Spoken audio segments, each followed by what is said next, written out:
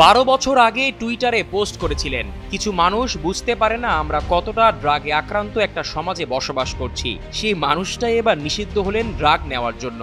বলছিলাম কাগিসো রাবাদার কথা।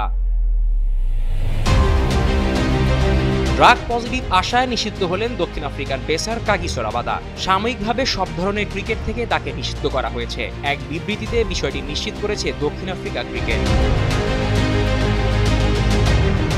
দক্ষিণ আফ্রিকার ফ্র্যাঞ্চাইজি টুর্নামেন্ট SA T20 চলাকালে একটা রিক্রিয়েশনাল অর্থাৎ বিনোদনমূলক ড্রাগ গ্রহণ করেন রাবাদা। গত জানুয়ারিতে SA T20-তে MI কেপটাউনের হয়ে খেলার সময় ডোপ টেস্টে পজিটিভ প্রমাণিত হয়েছেন তিনি, যার কারণে তার বিরুদ্ধে ব্যবস্থা নেওয়া হয়েছে।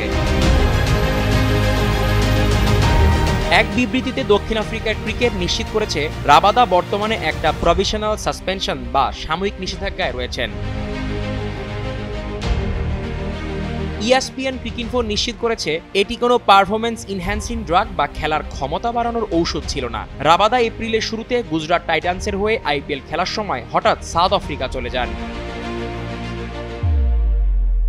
শুরুতে ধারণা করা হয়েছিল ব্যক্তিগত কারণে তিনি দেশে ফিরে গেছেন, তবে তার ফেরার কোনো দিনক্ষণ জানায়নি ফ্র্যাঞ্চাইজিটি। এবার নীরবতা ভেঙে নিজের অপরাধের কথা স্বীকার করেছেন রাবাদা নিজেই। রাবাদা এক বিবৃতিতে বলেছেন, আমি সম্প্রতি ব্যক্তিগত কারণে IPL থেকে সাউথ আফ্রিকায় ফিরে আসি। এর পেছনে কারণ ছিল একটা বিনোদনমূলক ড্রাগ ব্যবহারের জন্য। আমার টেস্ট রিপোর্ট পজিটিভ এসেছে। আমি সবার কাছে দুঃখ প্রকাশ করছি। ওই বিবৃতিতে রাবাদা আরও বলেন, যাদেরকে আমি হতাশ করেছি তাদের কাছে আমি গভীরভাবে দুঃখ প্রকাশ করছি। ক্রিকেট আমার জন্য বিরাট একটা সম্মান, যা আমি কখনোই হালকাভাবে নেব না। এই সুযোগ আমার চেয়ে অনেক বড়। এটি আমার ব্যক্তিগত আকাঙ্ক্ষার বাইরেও। আমি আরও কঠোর পরিশ্রম করব এবং আমার প্রিয় খেলায় ফিরব।